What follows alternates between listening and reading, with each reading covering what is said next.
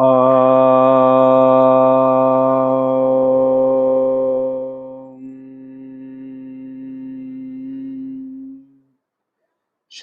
गुरु गणेशाभ्याम नमः। हरिः ओम। गीता स्वाध्याय 120वें सेशन में आपका स्वागत है। अभी हम अध्ययन कर रहे हैं चैप्टर 7 ज्ञान विज्ञान योग, जिसमें हम लोगों ने श्लोक नंबर 24 का अध्ययन किया था। उसको एक बार दोहरा लेते हैं।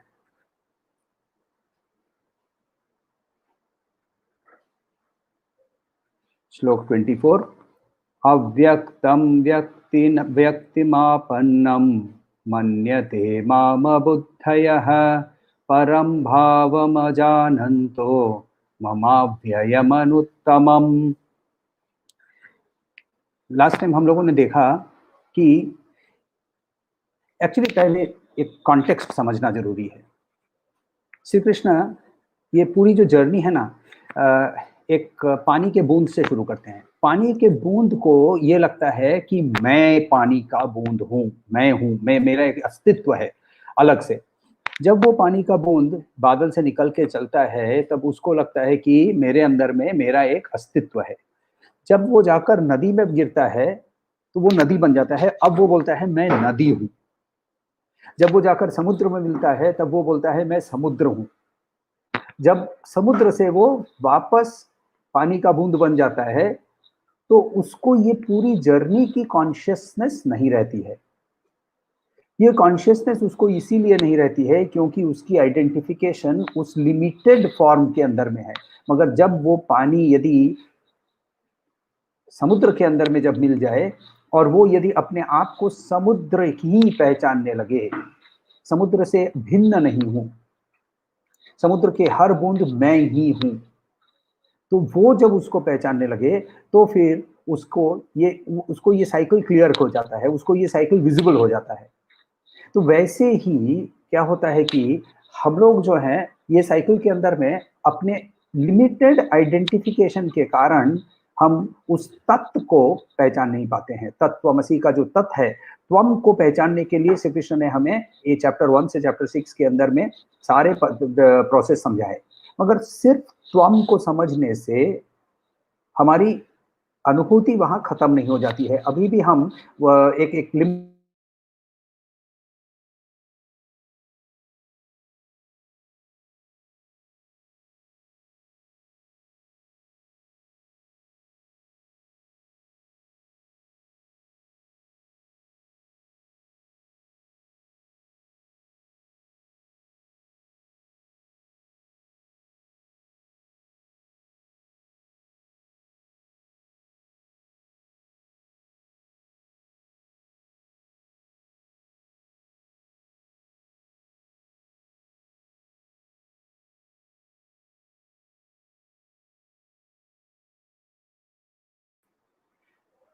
तो ये तत्व को समझने के लिए, ये तत्व की संपूर्ण अनुभूति होने के लिए तत्व को 3 हिस्सों में बांटकर तीनों हिस्सों के समन्वय को समझा रहे हैं। पहला ब्रह्मन, जो कि निराकार है, जिसका कोई रूप नहीं है, जिसके अंदर में कोई गुण नहीं है, जो कि इंटरैक्ट भी नहीं करता है मगर सर्वव्यापी है, सर्वशक्तिमय है और सब वो सबस्ट्रेटम है सब चीज का। दूसरा वो हमें माया समझा रहे हैं, यानी उनकी जो इनसेपरेबल शक्ति है, जिसके कारण, जिसको यूज करके वो ईश्वर का रूप धारण करते हैं। तो अनमैनिफेस्ट, इक्विपमेंट और मैनिफेस्ट, ये तीनों को हम लोगों को जब तक समझ में अच्छी तरह से ना आए तब तक हम तत्व को नहीं पहचान पाएंगे। इसीलिए चैप्टर 7 से लेकर चैप्टर 12 तक, 7 से 12 तक के अंदर में ये तत्व के ऊपर विश्लेषण श्री कृष्ण करते हैं। और यहाँ श्लोक 24 के अंदर में उन्होंने क्या कहा कि अव्यक्तम व्यक्तिमापन्नम, तो जो अव्यक्त है वो अचानक से व्यक्तित्व धारण कर रहा है और जो व्यक्तित्व को ही रियलिटी मानकर जो डील करता है, उसके साथ काम करता है, वो अबुद्धय है। उसको उसके पहले वाले श्लोक में अल्पमेधास बताया था। तो ये एक एग्जाम्पल और एक लेते हैं। आपने कहानियों में सुना होगा कि राजा होता है और वो राजा एक डिस्गाइज पहनकर वेश धारण करके राज्य में निकलता है और रात को या दिन को जो भी ऐसे वेश पहन के वो निकल पड़ता है। क्यों निकलता है? उसको लोगों के साथ इंटरेक्ट करना है, उसको लोगों के साथ सेटिस्फैक्शन है या नहीं है जानना है, ये करने के लिए वो निकल पड़ता है। तो जब वो डिस्गाइज में रहता है तब लोग आके उसको गाली भी देते हैं, बोलते हैं राजा गंदा है, उसका वेश देखकर बोलते हैं तू गंदा है, क्या गंदा कपड़े पहन के रखा है। और ये सब कुछ एक्सेप्ट करता है राजा। क्यों? क्योंकि उसने उस समय वो वाला वेश पहना हुआ था। तो ये सारा एक्सेप्ट करके सारी इंफॉर्मेशन लेने के बाद जब वो राजा वापस जाता है तब सारा वेश त्याग करके मुकुट पहनकर वापस वो राजा बन जाता है। तो ये जो ड्रेस है, उसका जो मेकअप है, ये और ये ऑर्डिनरी पर्सन बनने का, साधारण व्यक्ति बनने का, ये राजा का खुद का चॉइस है। क्लियर? क्योंकि राजा को किसी ने जोर जबरदस्ती नहीं की है कि नहीं तुमको ये करना ही पड़ेगा। उसको इच्छा होती है कि वो जाकर लोगों के साथ इंटरेक्ट करे और उसके कारण वो कभी भिखारी का वेश धारण करता है, कभी व्यापारी का वेश धारण करता है, कभी दूसरे किसी राज्य से आया हुआ वैसा व्यक्ति का वेश धारण करता है। तो तरह तरह के वेश धारण करके तरह तरह की जगहों में जाकर वो अपने आप को वहां स्थित करके वहां से इंफॉर्मेशन लेता है, लोगों के साथ एंगेज करता है। तो उसको अच्छा भी सुनने को मिलता है, बुरा भी सुनने को मिलता है और वो सब कुछ को एक्सेप्ट करता है क्योंकि उसने वो वेश उसी कारण के लिए धारण किया था कि उसको ये सब कुछ सुनने को मिले। तो ये सब कुछ सुनने के बाद राजा क्या करता है? वापस जाता है, वेश त्याग करता है और अब उस पर वो एक्ट करता है या ना एक्ट करता है वो भी उसकी चॉइस रहती है। तो एग्जैक्टली वैसे ब्राह्मण जो है वो एक शरीर, एक रूप, एक नाम धारण करता है चॉइस से। अपने आप को एक वेश में डिस्गाइज करके हमारे सामने प्रकट होता है। वो वेश जो है, वो वेश पहनने के लिए जो शक्ति यूज करता है ब्राह्मण, वो उसकी ही शक्ति है जिसका नाम है माया।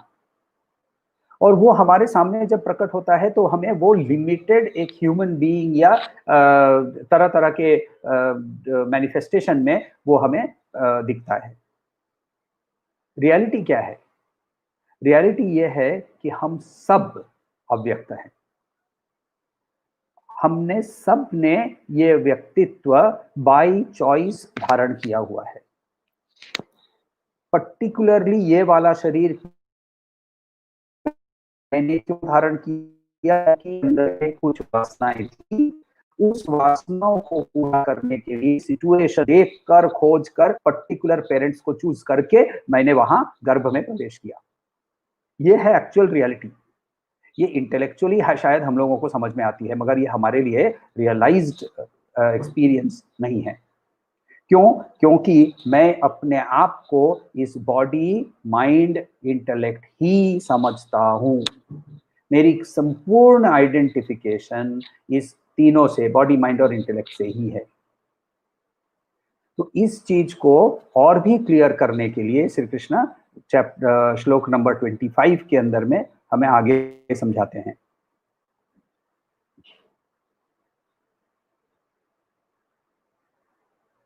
श्लोक 25 ले लीजिए। नाहं प्रकाश सर्वस्य योगमाया समावृतः मूढ़ोऽयं नाभिजानाति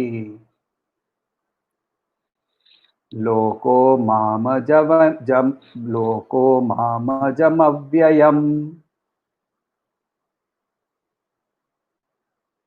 एक साथ, नाहं प्रकाश सर्वस्य योगमाया समावृतः मूढ़ोऽयं नाभिजानाति लोको मामजमव्ययम्। ना, नहीं, अहम, मैं, प्रकाशः मैनिफेस्टेशन, प्रकाशित होना, सर्वस्य सबको, सब लोगों को, योग माया, उनकी जो माया शक्ति है, ब्रह्मन की जो माया शक्ति है उसके बारे में बता रहे हैं। योग माया समावृत है मतलब आवरण से ढक जाना, समावृत। मूढ़ मूढ़ यानी जिस जिस जो जो कि मोहित हो गया है, जो कि भ्रमित हो गया है, मूढ़। अयम, ये लोग, दीज, ना नहीं, अभिजानाति, जानते नहीं हैं, ना अभिजानाति, नहीं जानते हैं, लोकः, पीपल, जन, माम, मुझे, अजम, जिसका कोई जन्म नहीं है, अव्ययम, जिसमें कोई बदलाव नहीं आता है। यानी श्री कृष्ण यहाँ कहते हैं कि मैं सबके लिए प्रकाशित नहीं हूं, क्योंकि मैं अपने आप को मेरी योग माया से ढाक लेता हूं, और इसीलिए जिसके पास ये नॉलेज नहीं है वो मुझे समझते नहीं है कि मैं अजन्म हूं और अव्यय हूं।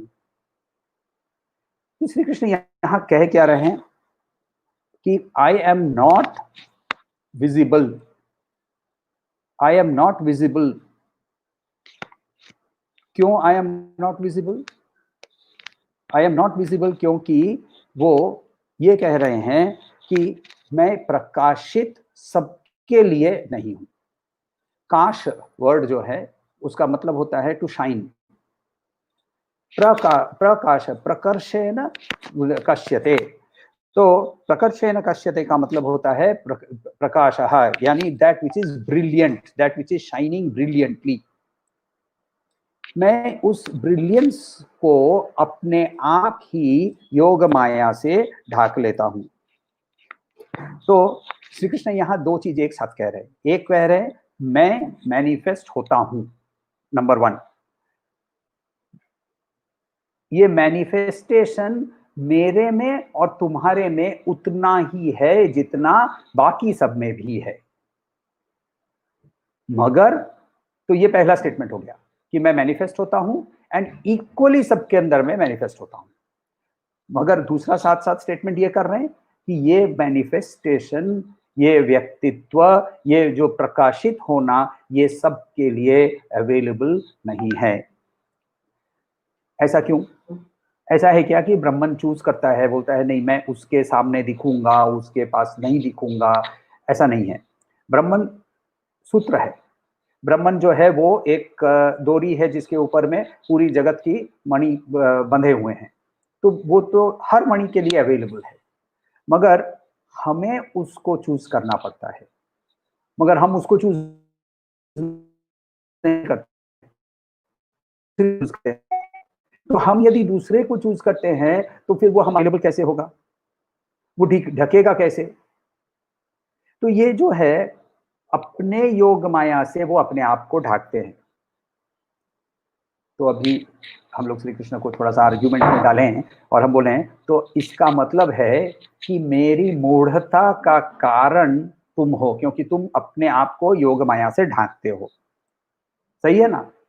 और तुम ये भी कह रहे हो कि मैं मूढ़ हूं, यानी तुम एक कुत्ते के ऊपर में पत्थर फेंकोगे, पत्थर गिरने पर कुत्ता भौंकेगा, फिर तुम बोलोगे कुत्ता पागल है, भौंकता है, बिना कारण भौंकता है। तुम रियलिटी को माया से ढाकते हो और फिर लोग जब मोहित हो जाते हैं तो तुम उनको विमूढ़, अल्पमेधास, अबुद्धय ऐसे नामों से उनका संबोधन करते हो। कृष्ण कहते हैं ये सही नहीं है। एक मैजिक शो का केस लेते हैं। मैजिक शो के अंदर में जब हम जाते हैं और मैजिशियन जो है वो अचानक से एक गमले के अंदर में से पौधा निकल के आ जाता है, खाली गमला था, फिर आपको ताश दिखाता है, वो ताश आपके फिर कपड़े के अंदर में से ही वापस निकल के आ जाता है और आप फिर खूब ताली बजाते हैं। आप तो ये नहीं कहते हैं ना वहां कि तुमने ठगा क्यों मुझे? क्यों? क्योंकि हम वहां बाय चॉइस गए थे ना। और वही चॉइस करके हम इस संसार में वैसे ही, जैसे एक मैजिक शो में हम जाते हैं वैसे गए। मैजिक शो में क्या करता है, वो दो चीज करता है। एक, जो नहीं है उसको आपके सामने प्रकाशित करता है, और दूसरा जो है उसको वो ढाक लेता है। ढाकने को कहते हैं आवरण, और जो नहीं है उसको दिखाना, इसको कहते हैं विक्षेप। माया की दो शक्तियां हैं, आवरण शक्ति और विक्षेप शक्ति। और इस शक्ति के साथ एंगेज करने के कारण है हमारी वासना, हमारे अंदर कामनाएं। और इस कामनाओं के कारण जब हम उसके साथ इंटरेक्ट करते हैं, माया के साथ इंटरेक्ट करते हैं, तो फिर कृष्ण को ब्लेम करके क्या लाभ है, क्योंकि इसका चॉइस तो हमने ही किया था। तो ये जो बंधन है, ये किसने इन्फ्लिक्ट किया, किसने बांधा? मुझे किसने बांधा? आपने नहीं बांधा। योग माया बांधती नहीं है, क्योंकि वो योग माया वैसी ही है। अब यदि वही श्रृंखला के अंदर में, वही चेन्स के अंदर में मैं अपने आप के हाथ को खुद बांधूं, तो फिर मुक्त करने के लिए मुझे ही एफर्ट लगाना पड़ेगा, सेल्फ एफर्ट ही लग सकता है। बॉन्डेज का कारण मैं हूं, मुक्ति का कारण भी मैं ही हो सकता हूं। तो ये श्री कृष्ण मगर इसी एक ही श्लोक के अंदर में हमें बहुत क्लियरली बताते हैं।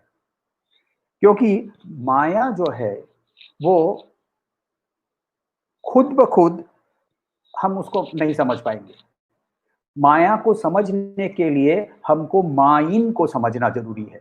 हम लोगों ने श्वेतर उपनिषद के अंदर में इसके बारे में पहले भी देखा हुआ था। तो एक्चुअली ये पूरा जगत जो है वो माया को यूज करके वैसे ही प्रकाशित होता है और वैसे ही वापस मर्ज हो जाता है। और इसकी उदाहरण उपनिषद के अंदर में बहुत सुंदर से दिया हुआ है।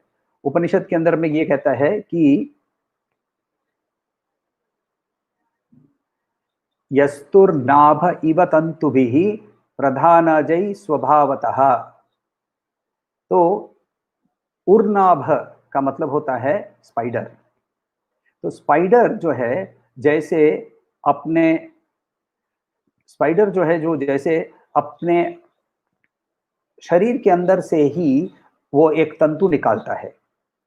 उर्नाभ, उर का मतलब ऊन वर्ड वैसे वहीं से आता है। तंतु जो वर्ड है तो तंतुज भी बोलते हैं स्पाइडर को। तो ये जो जीव है वो अपने शरीर के अंदर से ही वो सिल्क निकालता है।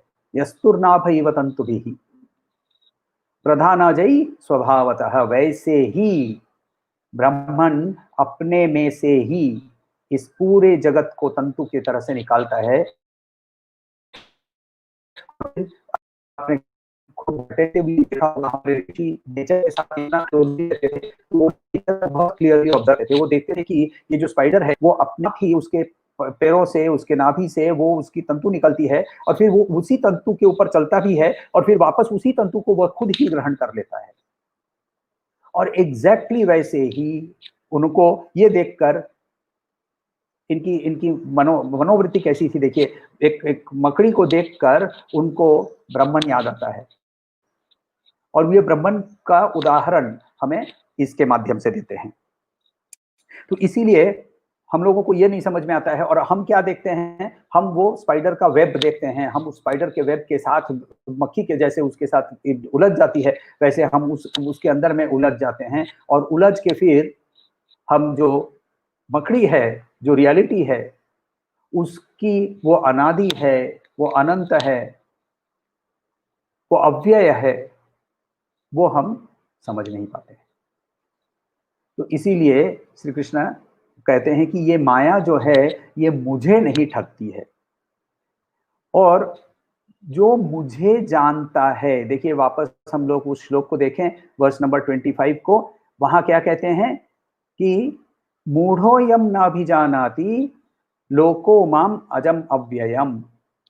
तो जो मूढ़ है वो मुझे नहीं जानता है, मगर जो मुझे जानता है वो इससे ठगता नहीं है। वो इसके साथ कैसे बिहेव करता है, वो इसके साथ एंगेज जरूर करता है, वो खाना भी खाता है।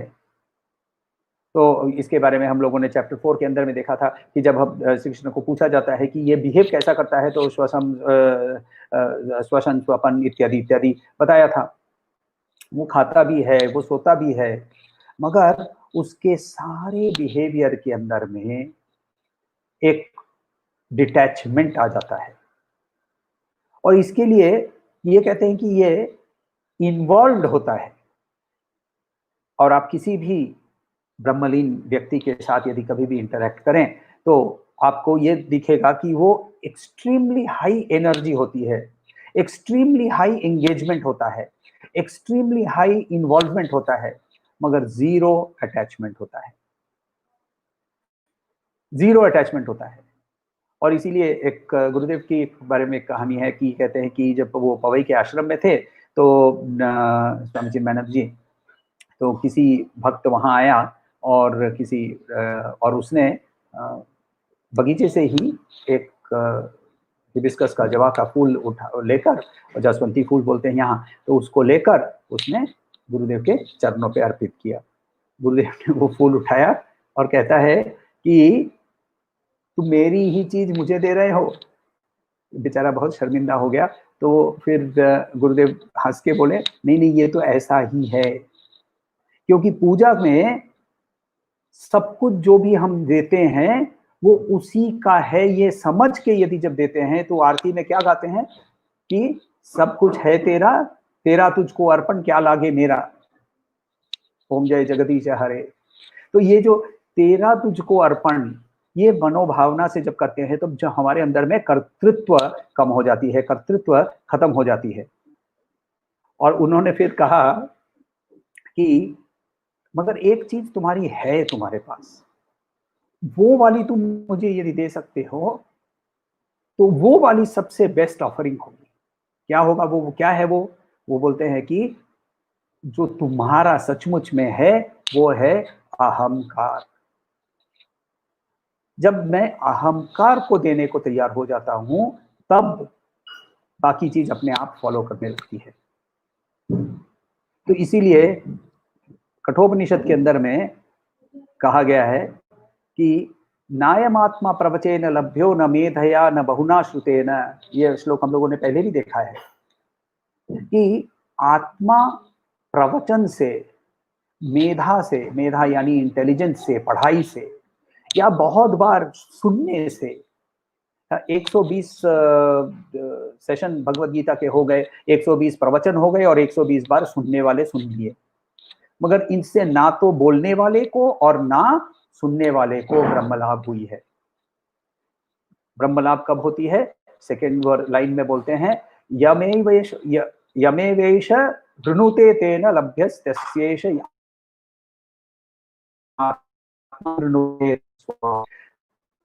जो उसको चूज करता है, वृणुते यमे वैश, एक्सक्लूसिवली उसको जो चूज करता है, आत्मा विवृणुते तनुस्वाम, वो खुद ही उसके सामने डिस्क्लोज करता है अपने आप को। तो ये इजी नहीं है ऑब्वियसली। और इसका ये भी मतलब नहीं है कि घर संसार छोड़ दीजिए, सिर्फ बैठ जाइए एक जगह पे, क्योंकि ये प्रोसेस के अंदर में से जब तक हम नहीं जाएंगे तब तक हमारे अंदर में ये सारी मनोवृत्तियां नहीं जागेगी। और इसीलिए श्री कृष्ण हम लोगों को यहाँ तीनों चीजों की आइडेंटिफिकेशन करवाने की कोशिश करते हैं कि ब्रह्मन क्या है, माया क्या है और ईश्वर क्या है। और ईश्वर सिर्फ इतना ही कि माया ब्रह्मन का एक सगुण स्वरूप है। श्री रामकृष्ण परमहंस ऑलमोस्ट एंडिंग वाले स्टेज के अंदर में, आपने यदि कभी गूगल कर लीजिएगा उनकी लास्ट फोटोग्राफ, उनका शरीर आपको दिखेगा एकदम सिकुड़ गया था कैंसर के कारण। वैसे शरीर के अंदर में वहां तड़पते हुए शरीर को की पीड़ा सहते हुए वहां जब थे, तो स्वामी विवेकानंद जी मन के अंदर में सोच रहे हैं कि मैं इनको परब्रह्म कब कैसे मानूं, मैं परब्रह्म कैसे मानूं, क्योंकि ये परब्रह्मन खाता है, पीता है, पीड़ा के कारण कभी कभी बोलता है कि मुझे दर्द हो रहा है, तो ये सचमुच में परब्रह्मन है क्या?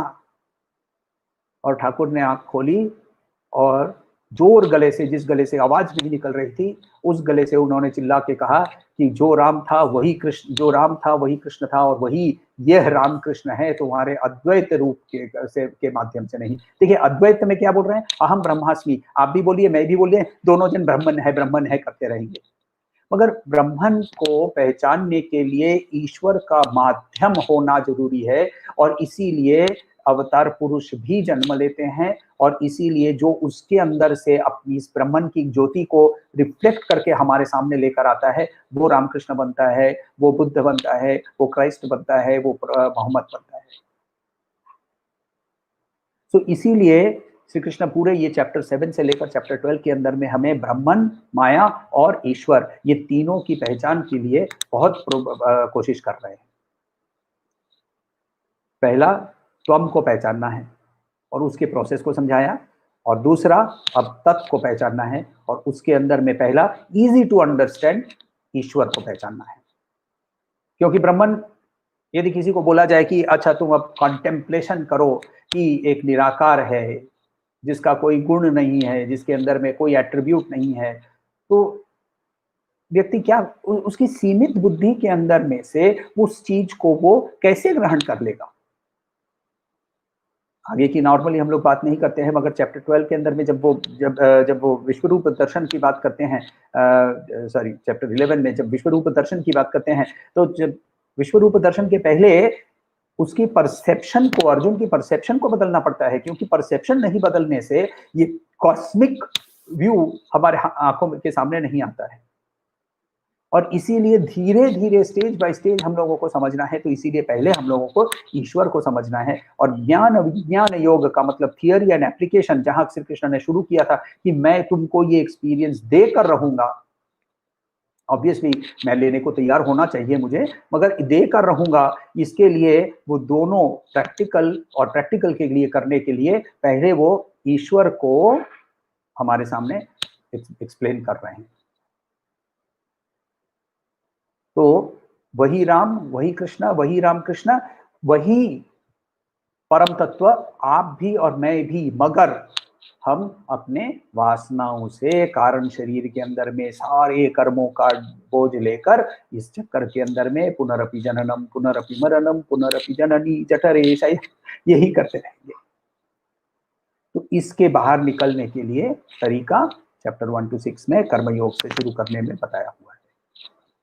अपनी प्रैक्टिसेस हम ना छोड़ें, अपनी प्रैक्टिसेस रेगुलर रखें, अपना जाप मेडिटेशन रेगुलर रखें, अपने आप ही शनै शनै ही श्री कृष्ण ने ही खुद कहा हुआ है, धीरे धीरे प्रवृत्ति से अपना ही मार्ग निवृत्ति की ओर बढ़ता चला जाएगा।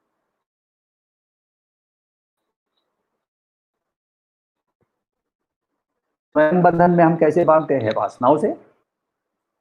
वासना जो है कारण शरीर, देखिए हमारे 3 शरीर के बारे में हम लोगों ने पहले बात की है। एक स्थूल शरीर जो कि आप अभी देख पा रहे हैं, दूसरा सूक्ष्म शरीर जिसको हम अपना एनर्जी बॉडी बोल सकते हैं, जिसको आप क्लियरली और मैं क्लियरली फील कर सकता हूं अपने आप बारे में, मगर दूसरों को दिखा नहीं सकता हूं। मगर तीसरा एक कारण शरीर है, जो ये कर्मों का, तो जब कर्ता एवं भोक्ता भवति, कर्ता ही भोक्ता बन सकता है। तो यदि मैंने ये जी फल भोगा नहीं है, अच्छा या बुरा की बात नहीं है, फल भोगा नहीं है, तो वो कर्म अभी भी अनयूज्ड पड़ा हुआ है, तो उसको तो लेकर ढोना पड़ेगा ना। तो कर्म से कैसे मुक्त हो जाएंगे? कर्म से मुक्त होंगे लाइक्स एंड डिसलाइक्स से पहले मुक्त होना है। तो ये वाला जो प्रोसेस है, ये प्रोसेस के अंदर में ऑन वन साइड हम अपने आप को बांधते चले जाते हैं, और उसी प्रोसेस को यूज करेंगे तो हम अपने आप को छुड़ाते भी चले जा सकते हैं।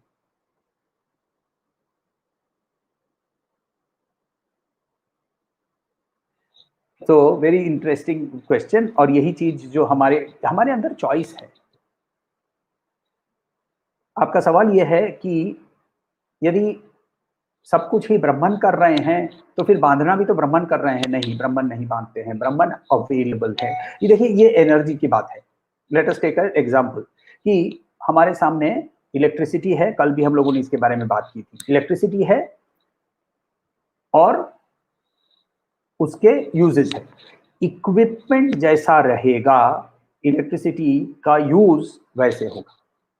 वही इलेक्ट्रिसिटी से माइक्रोवेव चलता है, वही इलेक्ट्रिसिटी से अभी ये वाईफाई चल रहा है, वही इलेक्ट्रिसिटी से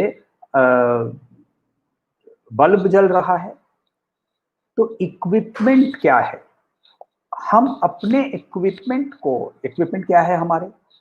प्रकृति के अष्टरूप यानी पंचतत्व, मनस, बुद्धि, अहंकार, ये आठों को कितना प्योरीफाई किया, इसके ऊपर डिपेंड करता है कि वो एनर्जी को हम कितना यूज कर पाएंगे। ब्रह्मन सर्वस्व है, सर्वव्यापी है, सर्वमंगलमय है, मगर उसके साथ मैं डील करने के लिए, देखिए इक्विपमेंट तो सेम है ना, विभीषण का इक्विपमेंट और रावण का इक्विपमेंट दोनों का सेम है, दोनों की तपस्या भी सेम है, दोनों को प्रेरित करने वाला आत्मन भी सेम है। मगर वही ब्रह्मन जब उनके सामने भगवान शंकर के रूप में प्रकट होता है या ब्रह्मा जी के रूप में प्रकट होता है, तब मुंह से जो वर्म निकलता है वो कहां से निकलता है? वो वासना से निकलता है। और वो वासना से जब तक हम मुक्त नहीं होते हैं, तब तक हम अपने आप को ही बांधते रहते हैं।